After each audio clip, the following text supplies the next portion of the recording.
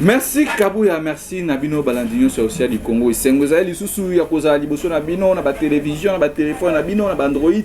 Zali Bruno Mibenga les résistants oyo boyebi yena ba analyse na ye na ba bitumba na ye azobunda par rapport ya makambo eza kolekana mboka na biso. Alors lelo toye kolobela rentrée parlementaire salemaki lobby insécurité na kwa mutu Nations Unies lobby, il faut qu'on négocie dans 1v3. Koto bo Tshisekedi lobby, bazo somba ba avion, ba chinois, ba drone, ba nini.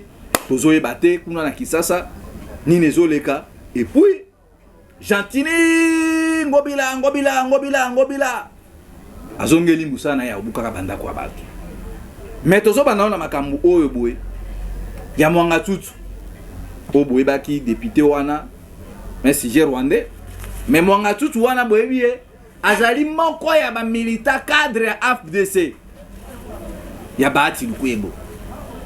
Donc mboka na biso ndenge zali awa boye ba parti politique bozo mona bango wana eza ba parti politique ba milice baza na kati ba rebelle baza na kati ba étranger baza wana ebele soki na ba parti wana to bozo mona ana Kisasa awa ba parti ngo pe belé zaka na Kisasa lelo oyo boye mwanga tutu bakangie azosenga liberté provisoire et puis net ozolo ba gouvernement rwandais a côté pression pour que babesa mutu na liberté provisoire tozo mituna mutu bakangie na minduki bakangie na barrage roquette na ba dollar ba USB ba nini ba ordinateur ba Motorola wana zali atata à l'état insurrection même to ko benga yango.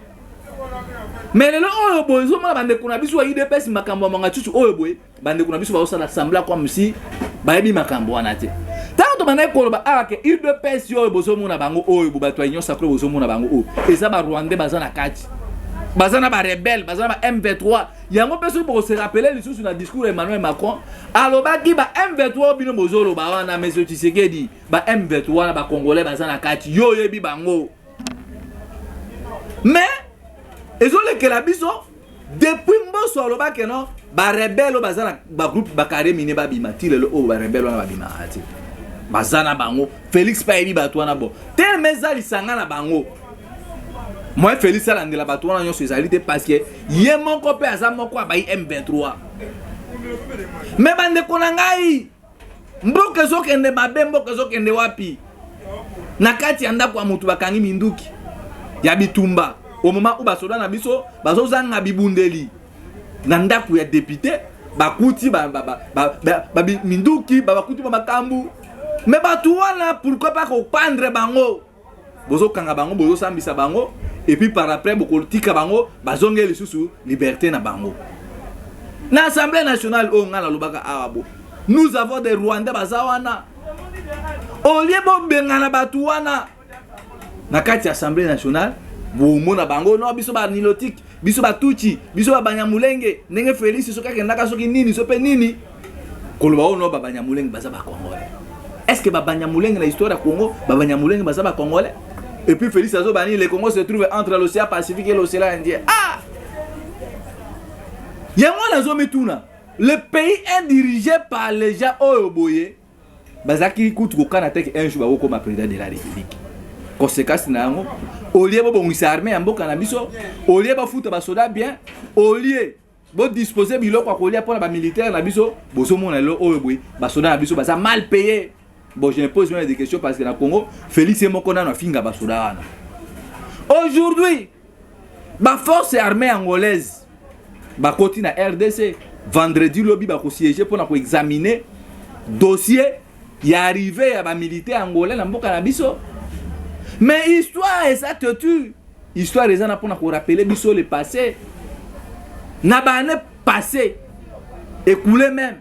Ce que pour se rappeler le sous. Angola. Bayaka awa bona cadre Sadek. Ou aider RDC. Mais ça là que confrontation mongo ça le maka na base à Kitona. Entre ba Rwandais, ba militaire rwandais, na ba militaire angolais. Na côté ba militaire rwandais, il y avait plusieurs morts.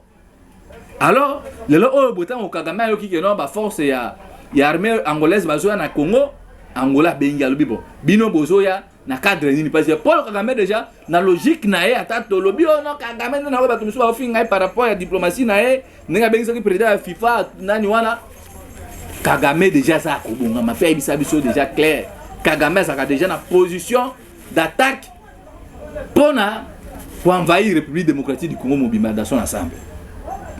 Le président Lorenzo a dit non, nous ne serons pas là pour combattre.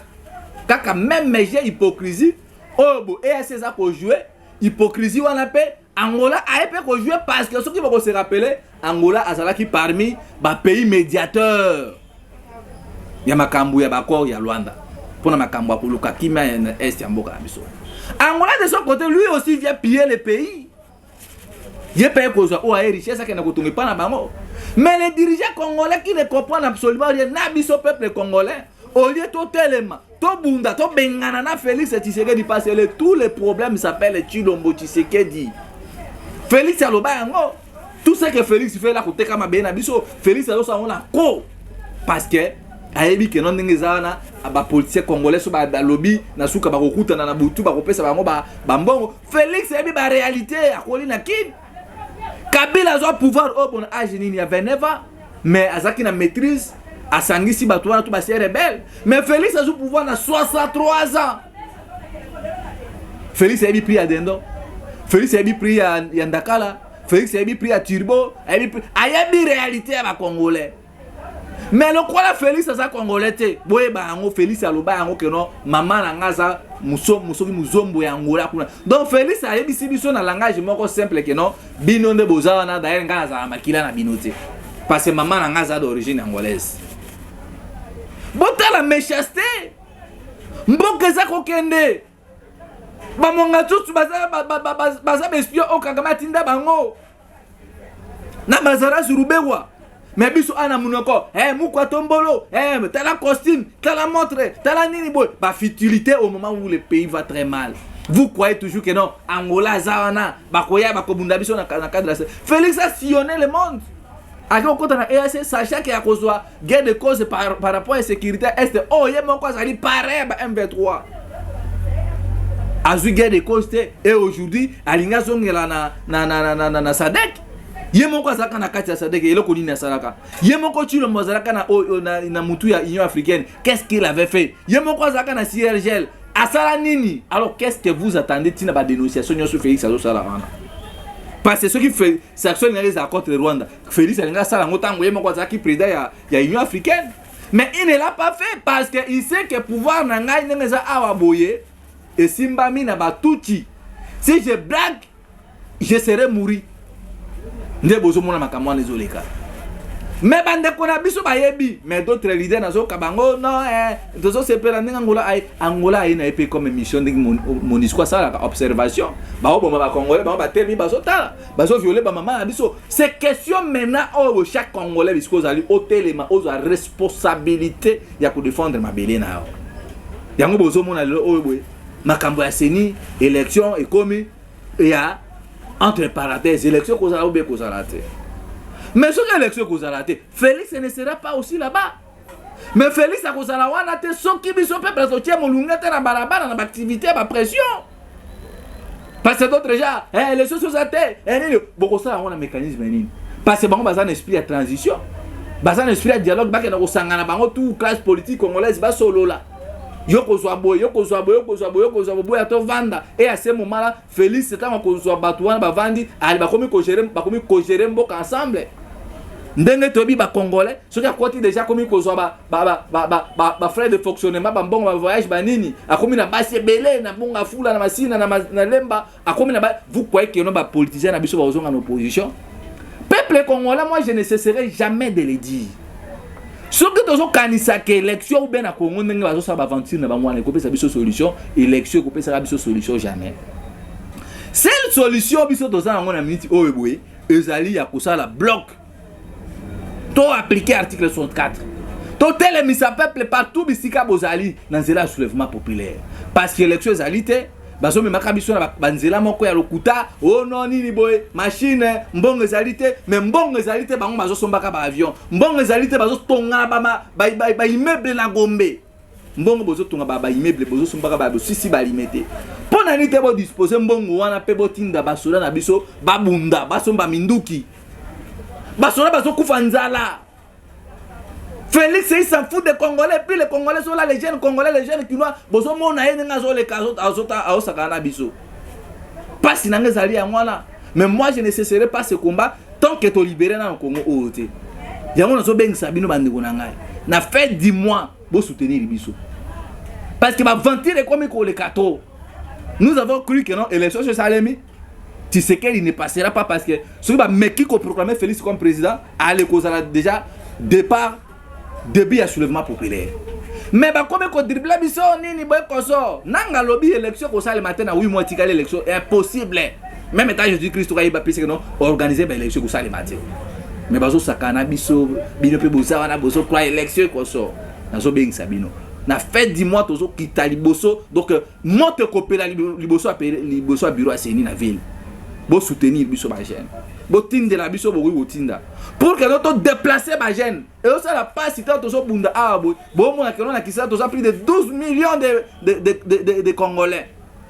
Mais na ba manifestation o biso tout tozo souffrir papa mouche zaki na desi mati fufu e komi cher transport insécurité na kwa mutu bazo bomali susu na kwa mutu ba tu bazo robela ngote. Nations Unies azo senga ba gouvernement sur na ba M23. Mais bitumeza na kwa mutu pourquoi batona bazo ke na kwa mutu ko tala ba dégueu zo na kwa mutu. Bazo tumba bandako. Silence radio. Toza na l'état moini. Yango nazo senga na bino bandeko na ngai. Boyebi ngai Bruno Mimbenga ba mama osi abandeko Lumumba. Bitumba biso tozo bunda. Ils apprennent à libérer Congo. Mais tozo comme à un moment donné bloqué parce que nous n'avons pas beaucoup de moyens pour atteindre l'objectif na biso. Ya on a sengi na bino bo soutenir biso na fait 10 mois ba jeune bo bongoma déjà parce que la jeune bele ba otu na ngai ils ont ndengeni ni résistant Bruno cette fois-ci nanga doit partir. Élection ou pas élection nous on s'en fout de ça. Bino bo to luka place bino peuple congolais bo bongoma déjà to ta bisia oboy batu oboy ba kende ko sangisa na bango po ba réfléchir ni ba ko nga pouvoir alors bango bazo sangisa le pondé ni ba ko se maintenir na pouvoir. Ya on a so beng sabino bo soutenir biso tout ça na activité. Il y a début, il y a déjà makambo. Na fait 10 mois, liboso à bureau à Seni, au boba ventir na monisco ba komi ko sali sabiso.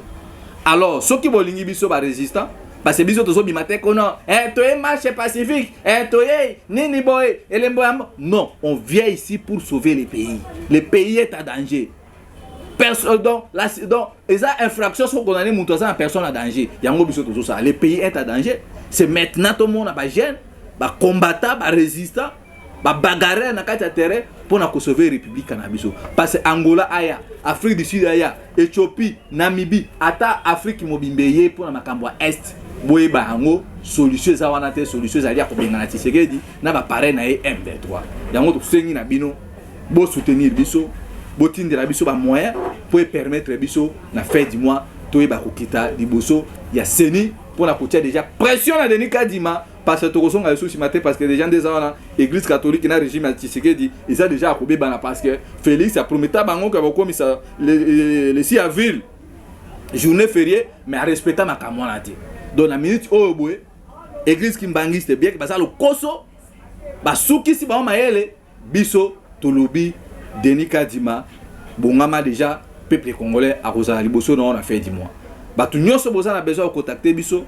Beaucoup contacté biso na plus 243 81 73 11 702 wana ndoko comme la résistance Bruno Mimbenga ba idée na bino ba stratégie au pe boza nango pour permettre biso to sanga transporter to sanga maite to sanga te moi mateka moi nini moi pine pe mo pazi e ko za wana parce que to bunda bitumba o boy pour na ko benga na ba médiocre nyoso bango nyoso ba kende. Voilà ngana bino tukutani na mikolo ezali ko yaso zamba liboso bo s'abonner na Océan du Congo massivement bo partager émission ba j'aime na bino ba like na bino ils appellent une manière pour na soutenir bitumba o ya résistance plus de 143 81 73 11 702 wanande soki bokomeli biso ekozala pe eloko moko ya malonga ngana bino tukutani na mikolo ezali ko ya matondo.